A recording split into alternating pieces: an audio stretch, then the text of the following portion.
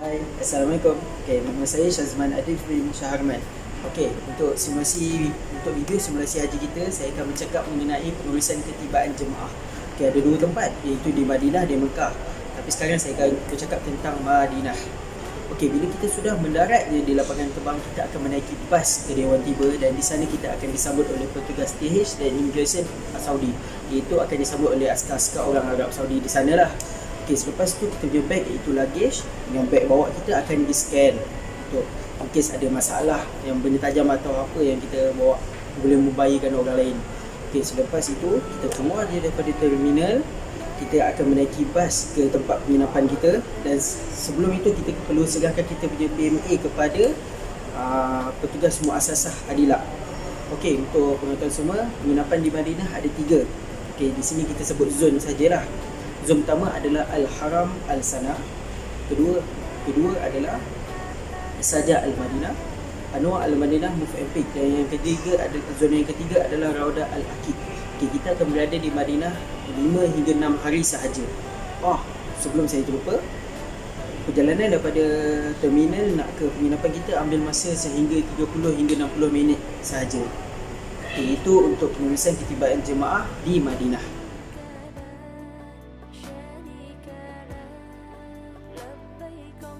Allahumma salli ala Sayyidina Muhammad. Selesai untuk pengurusan ketibaan jemaah di Madinah. Kita nak duduk di Madinah bersukaria, betul?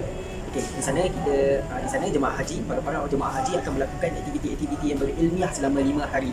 Pada hari pertama, jemaah haji akan melakukan ziarah dalam, iaitu jemaah haji perlu untuk menziarahi makam Nabi kita, iaitu makam Rasulullah sallallahu alaihi wasallam dan Madinah. Pada hari kedua dipanggil ziarah luar.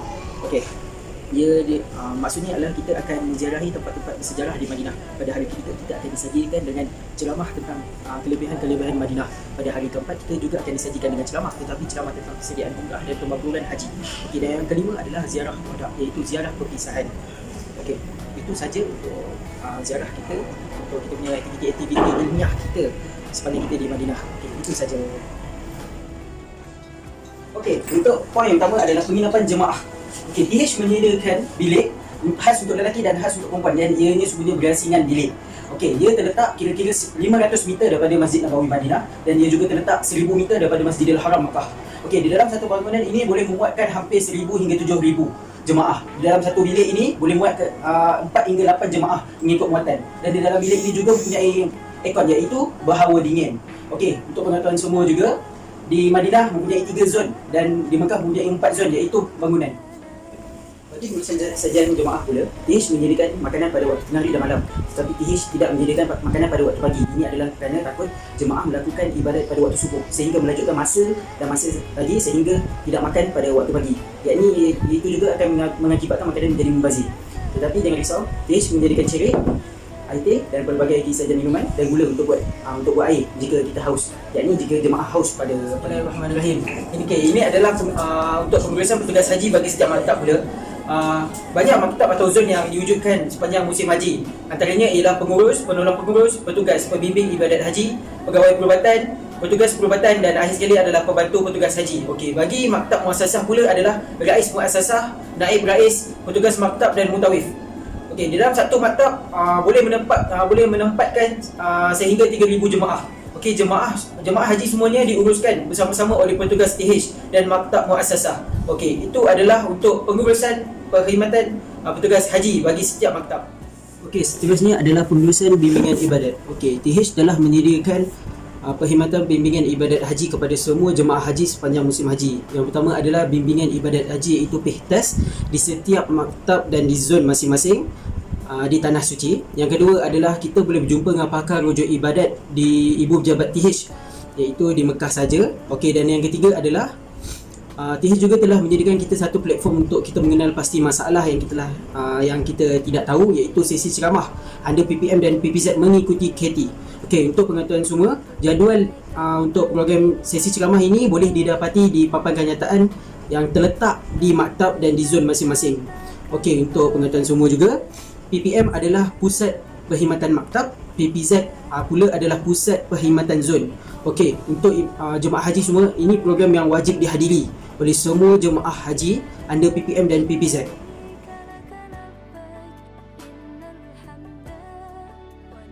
Bismillahirrahmanirrahim. Okey, seterusnya kita pergi ke poin pengurusan kesihatan perubatan di Tanah Suci. Okey, di sana mempunyai tiga bangunan, iaitu pusat rawatan TH Sheikh Shah Al-Mubarak. Bangunan itu berada di Mekah. Untuk yang kedua adalah klinik kecemasan TH Al-Janabiliyah, itu juga berada di Mekah. Dan untuk yang terakhir adalah pusat rawatan TH Madinah, Roha Al-Madinah. Itu sahaja bangunan yang berada di Madinah. Okey, perkhidmatan perubatan dibahagikan kepada tiga, iaitu kategori utama, kategori sokongan dan tambahan.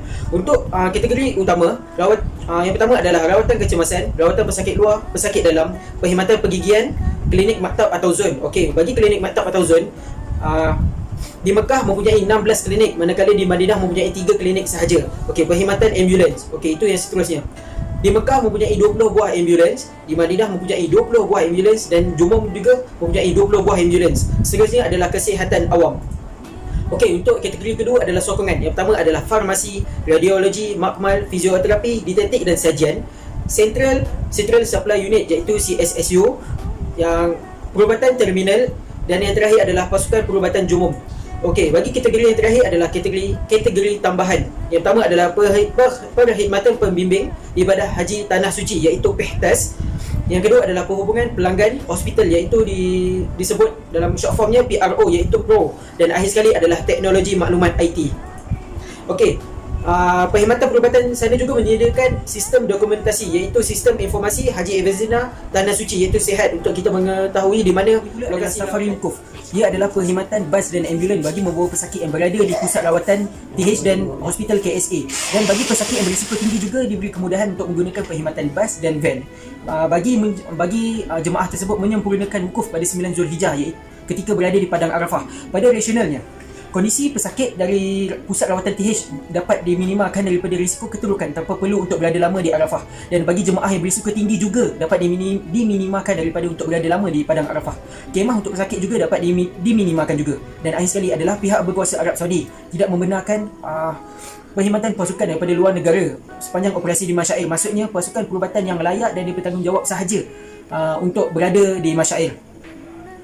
Okey, jika kesihatan jemaah tidak sempurna, iaitu meninggal dunia, okey, pusat perkhidmatan perubatan juga akan bertanggungjawab daripada A sampai Z, iaitu mandikan jenazah, kafankan, solatkan dan kebumikan sekali. Okey, itu sahaja untuk untuk pengurusan perubatan kesihatan yang berada di Tanah Suci. Okey, untuk poin seterusnya adalah perkhidmatan kewangan. Okey, ada dua kategori. Yang pertama adalah pengeluaran dan dam dan korban. Untuk pengeluaran, TH telah menyediakan perkhidmatan pengeluaran wang di kaunter yang telah disediakan, dan perlu menggunakan kad debit TH bentuk macam ni, tapi warnanya warna lebih putih.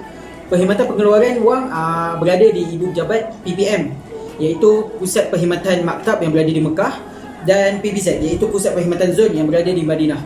Okey, untuk dam dan korban, maafkan saya, boleh dilakukan dengan dua kaedah. Kaedah yang pertama ada di kaunter pengeluaran Ibu Jabat dan Maktab. Yang kedua boleh melalui tunai atau debit account di kaunter kewangan.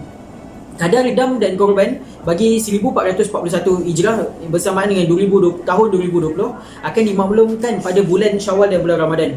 Waktu pembayaran dam dan korban pula pada waktu Malaysia 22 Ramadan sehingga 3 Zulhijjah 1441 Hijrah bersamaan dengan 15 Mei sehingga 24 Julai 2020. Untuk masa di Arab Saudi pula 1 Zulkaidah sehingga 7 Zulhijjah 1441 Hijrah bersamaan dengan 23 Jun sehingga 28 Julai 2020. Okey, ini termaktub di dalam Haji Tamattu'. Okey, itu saja untuk perkhidmatan kewangan, dam dan korban, dan seterusnya pengeluaran wang. Okey, itu saja. Bismillahirrahmanirrahim. Okey, selesai untuk kewangan. Okey, untuk poin seterusnya adalah perkhidmatan pihak ketiga.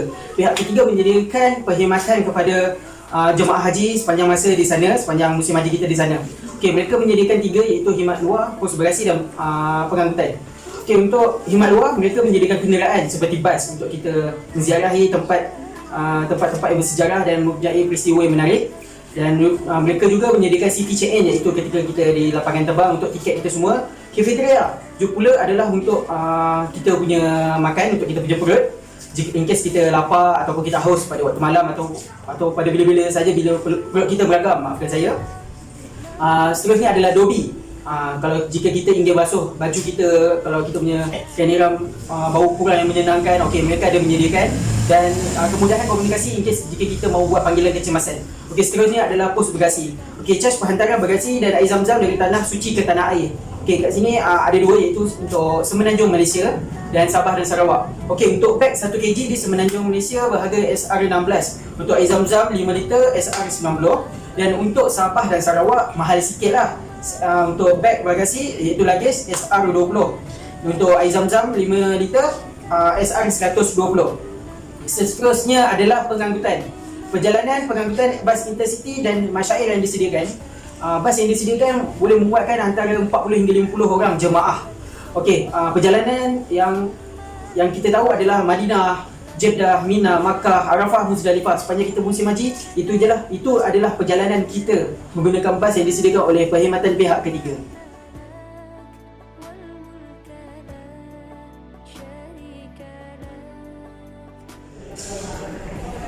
Nak pulang dah kita ke tanah air kita. Okey, maafkan saya. Untuk poin terakhir adalah keberangkatan pulang untuk jemaah haji kita. Okey, kita akan pulang setelah diberi notis 5 atau 6 hari sebelum penerbangan. Selepas itu kita akan didengari dengan taklimat perjalanan kita supaya kita tidak sesat ke atau buat beberapa masalah yang boleh menimbulkan masalah kepada orang lain juga. Okey, seterusnya kita akan mendapat e-tiket, iaitu tiket penerbangan kita. Kalau kita berada di Mekah, kita akan mendapat 5 hari sebelum. Kalau kita berada di Madinah, akan mendapat 3 hari sebelum. Okey, selepas tu kita dah boleh lah simpan-simpan barang kita dalam luggage kita semua, letak apa barang shopping kita. Tapi make sure tak boleh lebih daripada 30 kg sahaja. 30 kg sahaja ya. Okey, selepas tu kita dah boleh letak beg kita dan akan dibawa ke kabin pesawat. Okey, bila sudah bawa di kabin pesawat, perjalanan nak ke lapangan Jeddah, kalau kita daripada Mekah ambil masa 9 jam. Kalau kita daripada Madinah nak ke lapangan Madinah ambil masa dalam 3 jam sahaja. Selepas itu kita akan menaiki bas JH dan kita akan disambut oleh petugas haji di sana dan kita akan diletakkan di tempat yang berehat sementara untuk kita melalui proses immigration. Okey, untuk proses immigration pula, beg kita semua akan dicek supaya kita tidak bawa barang-barangan yang terlarang. Contohnya seperti senjata api, besi-besi ke apa. Cecair sekalipun boleh bawa air, tetapi tidak lebih daripada 100 ml sahaja. Okey, bila dah settle immigration semua tu, kita akan menaiki pesawat dan kita akan pulang ke tanah suci, ke tanah air kita. Maafkan saya. Sebelum kita saya terlupa, bila kita sudah berada di tanah air kita, jangan risau kerana kita tidak ada air zam-zam. Kerana petugas haji kita telah menyediakan air zam-zam 5 liter untuk setiap seorang sebagai buah tangan kita daripada Madinah atau Mekah untuk dibawa ke tanah air kita. Okey, tabarakallahu fikum. Okey, itu saja untuk keberangkatan pulang. Okey, assalamualaikum.